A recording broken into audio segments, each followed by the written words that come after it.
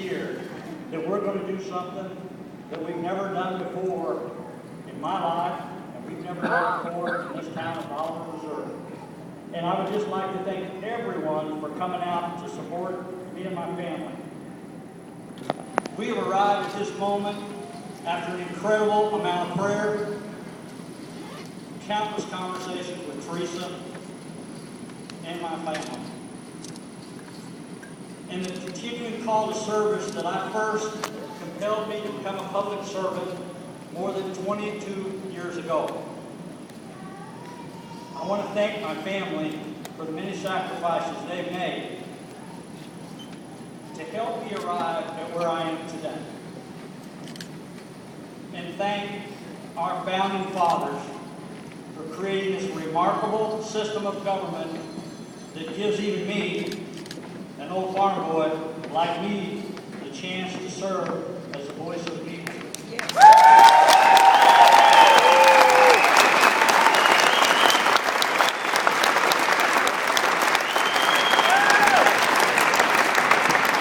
I know the long journey ahead will only be possible with your support and the support of hardworking men and women just like you in rural communities across this state, and individuals who want real leaders that get things done, and families who want real solutions and not excuses wrapped in fancy rhetoric.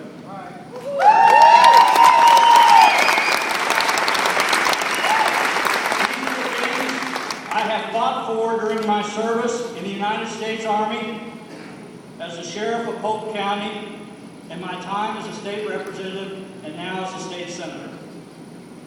It has been an honor and privilege to serve at the state capitol, where I have taken our values and our beliefs and made them the foundations of every action I have taken. I have often said, if it doesn't humble you to be one of 34 senators out of 6 million people in the state of Missouri, you should not be in Jefferson City, Missouri, if you're not humble.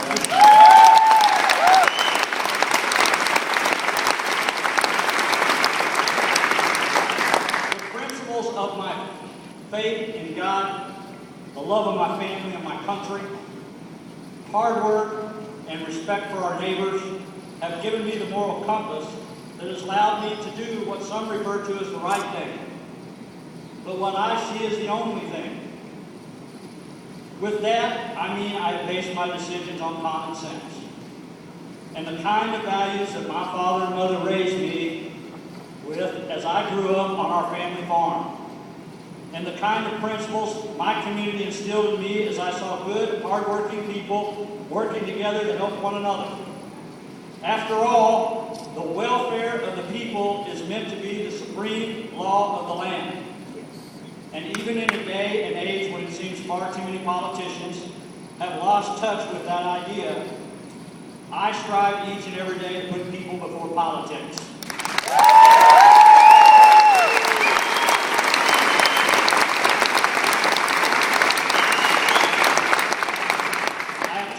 Thousands of folks just like you as I've traveled across this state.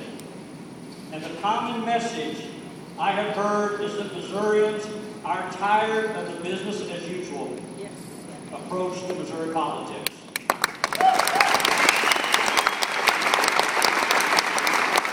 Missourians are fed up with politicians running each other through the mud with attack ads and even worse.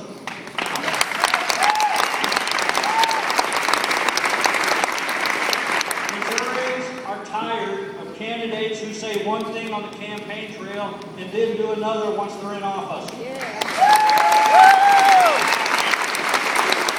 Missourians have reached their limit with the partisan bickering that too often stands in the way of real progress for our state.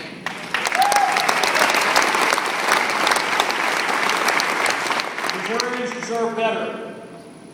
And while I can't promise that I will fix everything at the state level, you will see a government that operates on the same common sense principles we see in communities all across this state. It will mean an emphasis on keeping government small and out of the way of hardworking men and women who are pursuing the American dream. It will mean physically responsible budgets to spend each and every taxpayer's dollars wisely and carefully, while also looking for ways to invest in our young people so that they can obtain an affordable education they need to be the leaders of tomorrow.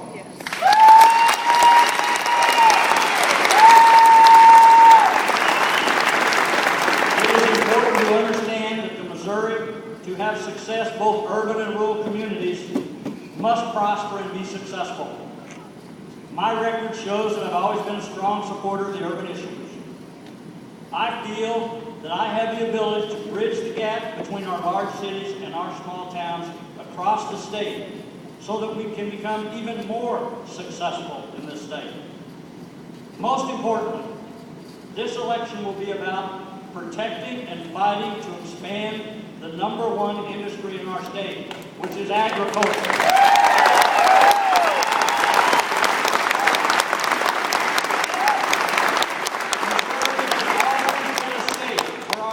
Comes from the things we grow in the soil and the products we make. And I will do all I can to promote and protect the Missouri agriculture industry.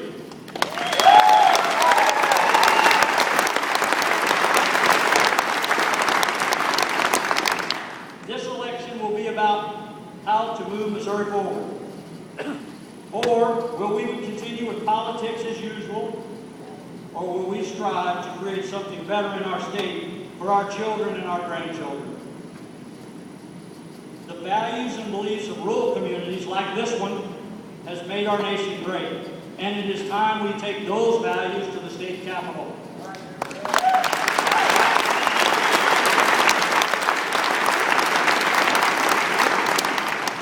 I pledge to you that I will fight for our families. I won't let politics as usual define our state. And I will take my core values of faith, family, country, and common sense to the state capitol.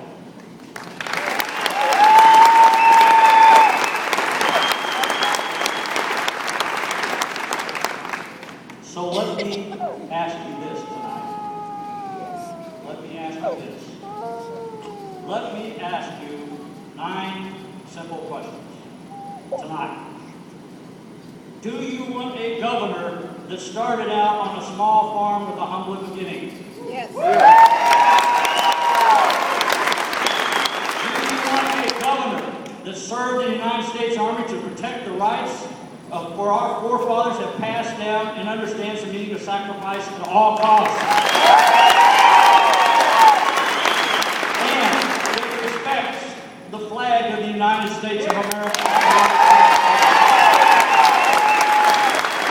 You want a governor that raised a family and lived through all the ups and downs of family life. You want a governor that has worked hard in small business and understands what it's like to worry about how to pay the bills and make ends meet. Do you want a governor that understands local government as well as state government, starting as a county sheriff?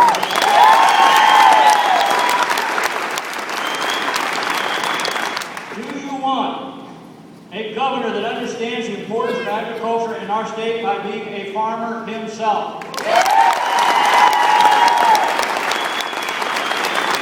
you want a governor that is a conservative Second Amendment supporter and a lifetime member of the NRA?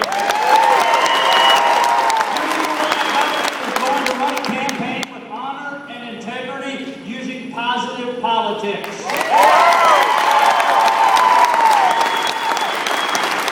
you want a governor that is pro-life candidate that relies on his Christian faith and moral values of the foundation of all things?